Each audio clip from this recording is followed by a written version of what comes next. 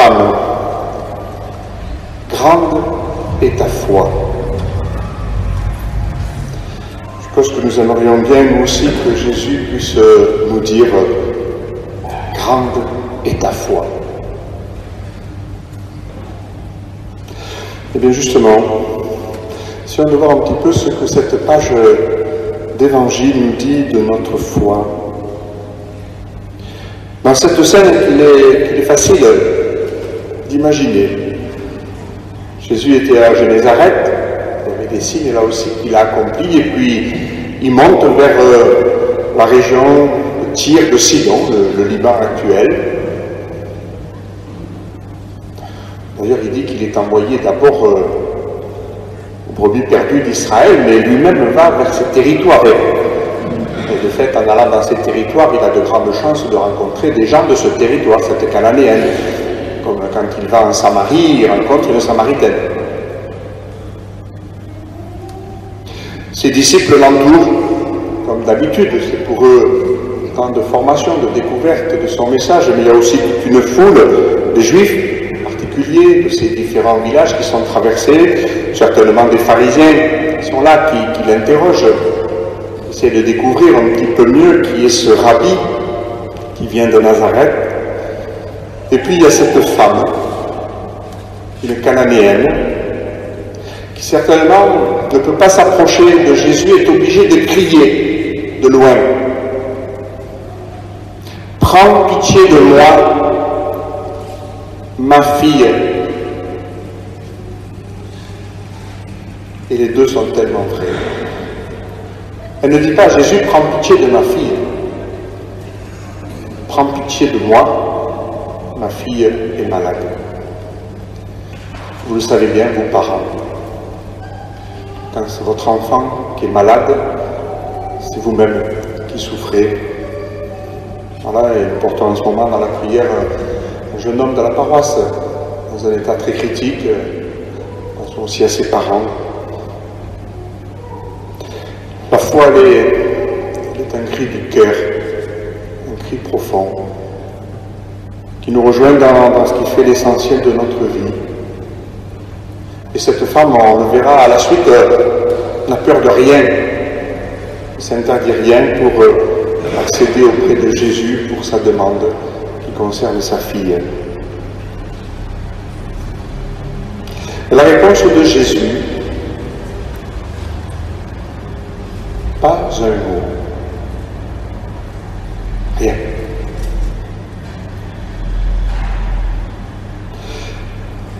Peut-être qu'il nous est arrivé, nous aussi, quelquefois, d'avoir la même réponse à notre prière. D'avoir l'impression que le Seigneur ne répond rien, ne dit rien.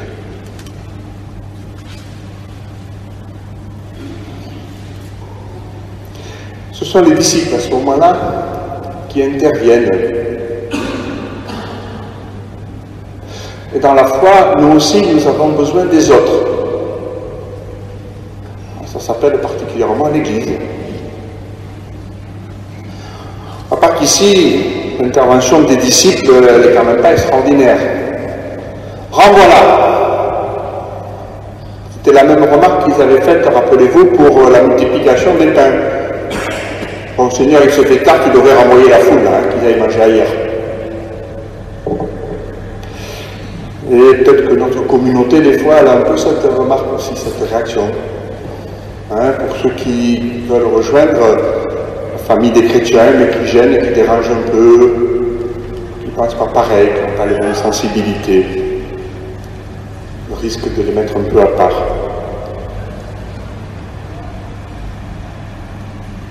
Et Jésus rappelle sa mission, comme il a toujours fait. Ce silence n'est pas d'abord un reproche à cette femme, un manque de considération, de respect. Non. Il rappelle sa mission, il est d'abord envoyé aux brebis perdues d'Israël. Il l'avait déjà dit à ses disciples, allons d'abord dans les villes et les villages d'Israël. C'est là que je dois annoncer le royaume. Et de fait, c'est la mission qu'il a reçue du Père. Et Jésus devra accepter douloureusement lui-même que ce message n'est pas accueilli par ceux à qui d'abord, à qui il s'adresse.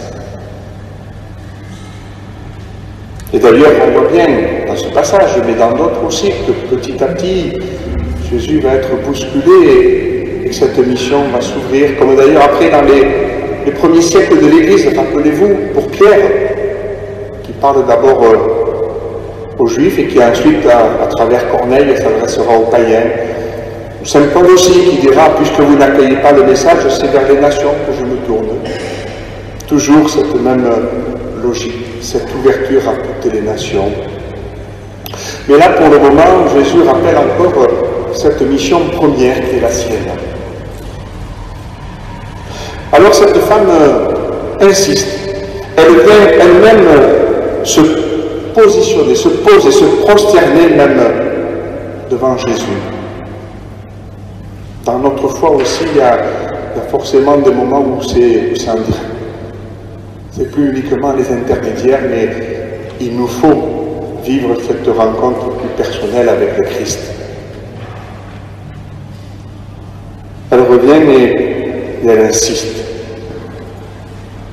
Une femme qui fait une demande à Jésus.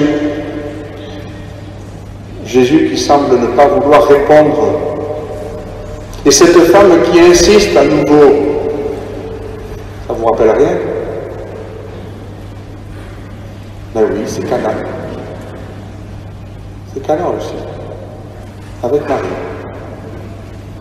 Mon heure n'est pas encore venue, femme, que me veux-tu? Faites tout ce qu'il vous dira. Cette femme insiste et du coup, Jésus doit répondre cette fois, puisqu'elle est là, en face de lui. Une réponse qui peut nous paraître dure, mais je crois qu'il ne faut pas l'interpréter comme ça. C'est vrai qu'à l'époque, les non-croyants, surtout les pays des Canaan et tout ça, étaient appelés les chiens. Là, on voit que Jésus prend un diminutif, les petits chiens, pour essayer de se faire entendre. Mais là aussi, il rappelle le grand projet du Seigneur pour Israël. En tout cas, cette réponse, elle est, me semble-t-il, provocante. Mais provocante au bon sens du terme, pas provoquer pour provoquer, comme on dit. Provoquer pour pousser un peu plus loin, pour pousser un peu dans ses retranchements. Non pas pour esquiver le dialogue, mais au contraire, pour l'approfondir. Voilà, je me rappelle, hier après-midi, j'étais invité dans une famille où, en fait, un jeune couple se posait des questions sur le baptême de leur enfant, leur mariage ou non. Voilà, et c'était pas aussi bien que Jésus, c'est clair. Mais là aussi, j'essayais un peu de les pousser dans le retranchement, de ce qu'ils veulent vraiment, de ce qu'ils attendent. Et Jésus fait de même avec cette femme. Et cette femme va dans son sens. Oui, Seigneur, mais justement, ta mission, est-ce qu'elle n'est pas la mission du Messie de s'ouvrir à toutes les nations? Peut-être que là aussi ça a été annoncé, on l'a entendu nous-mêmes dans la première lecture. La foi est un cri du cœur, mais elle est aussi intelligente, la foi. Cette femme était entrée dans l'intelligence de la foi d'Israël, qui savait bien que ce peuple élu, choisi, était pour s'ouvrir à toutes les nations. Et Jésus reconnaît cela. Oui, femme, ta foi est grande. J'aurais envie de traduire ta foi a grandi. C'est aussi notre chemin. Nous sommes faits pour que cette foi le grandisse à travers des moments heureux, des moments qui dilatent cette foi, ou, comme ici pour la cananéenne, peut-être des épreuves, des moments difficiles, et c'est bien que c'est plus facile d'en parler que de les vivre. Mais n'empêche, le Seigneur profite toujours de permettre à ceux et celles qui rencontrent de grandir dans la foi. Alors cette cananéenne, c'est peut-être un peu nous, aujourd'hui, quelquefois. Et puis, pour notre communauté, quelles sont les cananéennes croisse. Amen.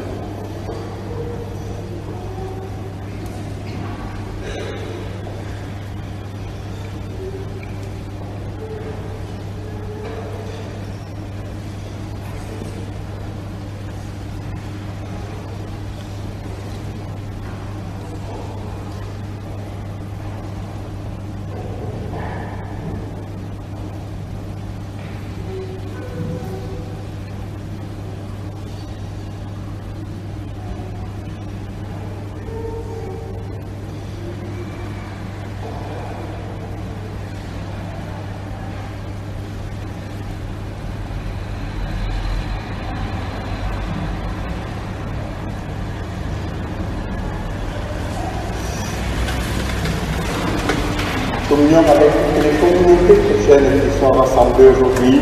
Dans ce jour du Seigneur, nous redisons notre foi. Je crois en Dieu, Père.